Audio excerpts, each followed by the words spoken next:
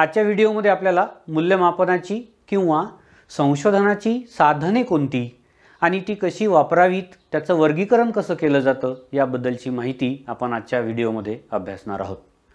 तसं पाहिलं तर शिक्षण आणि शिक्षण प्रक्रिया हे अत्यंत पवित्र असा पेशा आहे। शिक्षण क्षेत्रामध्ये शिक्षक जेव्हा अध्यापन करतो तेव्हा त्याचं काम अत्यंत पवित्र असं मानलं जातं।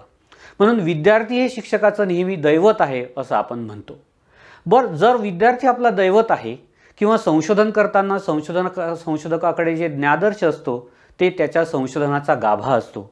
म्हणून दोन्ही गोष्टी, एकतर विद्यार्थी असेल किंवा संशोधनासाठी वापरले जाणारे ज्ञादर्श असतील, हे दोन्हीही संशोधनासाठी आणि शिक्षकाच्या शिक्षण प्रक्रियेसाठी, मूल्यमापनासाठी अत्यंत महत्त्वाची असतात।